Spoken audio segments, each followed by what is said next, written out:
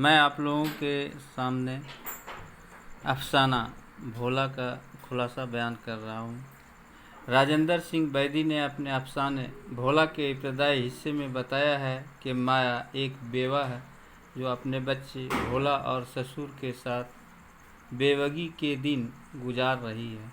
माया अपने ससुर की हर बात का ख्याल रखती है। ससुर भी उससे बहुत प्यार करते हैं और उसका ख्याल रखते हैं।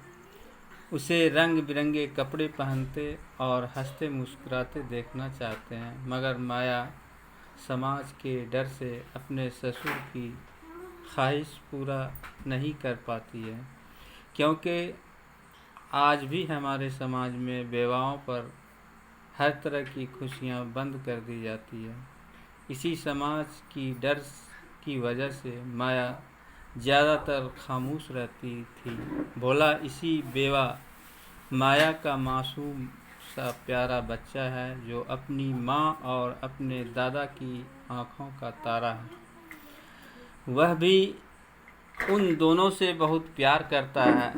उसे कहानियाँ सुनने का बहुत शौक़ है। एक दिन वह अपने दादा से दोपहर में कहानी सुनाने की फरमाइश करता है तो दादा उसे कहते हैं, दिन में कहानी सुनने से मुसाफिर रास्ता भूल जाते हैं, और यह कहते हुए कहानी सुनाना शुरू कर देते हैं कि अब कोई मुसाफिर रास्ता खो बैठे तो इसके जिम्मेदार तुम होगे।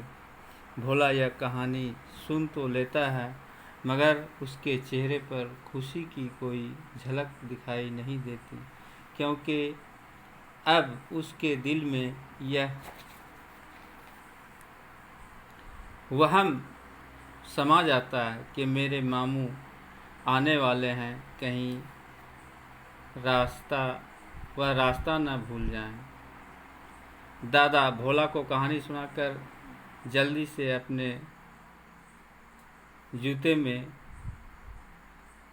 दबती हुई एड़ी की वजह से लंगड़ाते हुए पटवारी के पास जाते हैं। दादाजी अपने ज़मीनों की पैमाइश करवा के वापस आते हैं तो भोला नहीं खेलता हुआ नज़र आता है, मगर खेलते हुए भी दरअसल वह अपने मामू का इंतज़ार कर रहा है। इसीलिए वह अपने दादाजी को चिढ़ाते हुए कहता है, मामू जी ऐसी मिठाई लाएंगे जो आपने ख्वाब में भी न देखी होगी।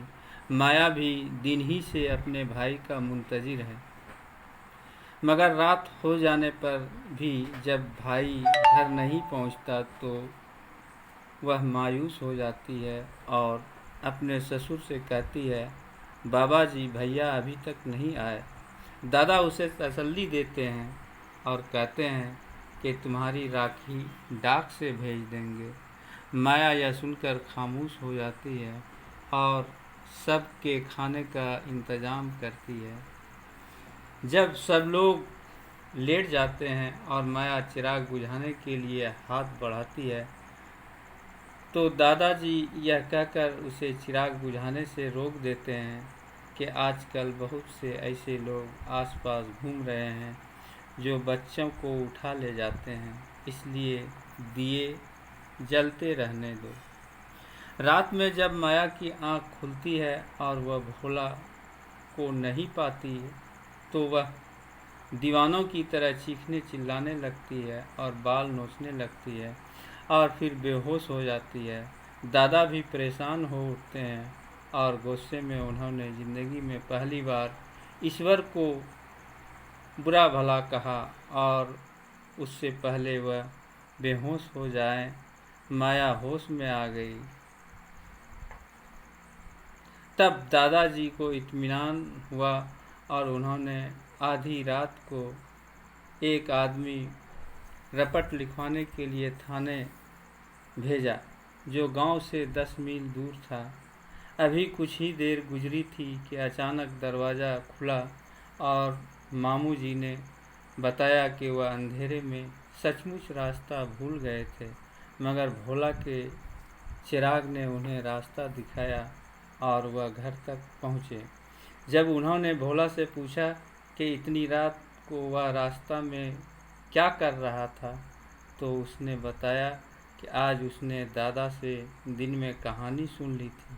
कहानी सुनाते हुए दादा ने कहा था कि दिन में कहानी सुनने से मुसाफिर रास्ता भूल जाते हैं। जब आपको आने में देर हुई तो मैं डर गया कि मेरे कहानी सुनने की वजह से आप रास्ता भूल गए, इसलिए चिराग लेकर यहाँ चला आया।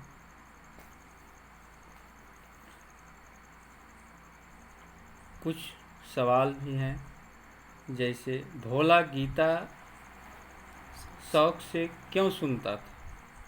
उसका जवाब है, भोला गीता इसलिए शौक से सुनता था क्योंकि वह कहानियों का शौकीन था और गीता के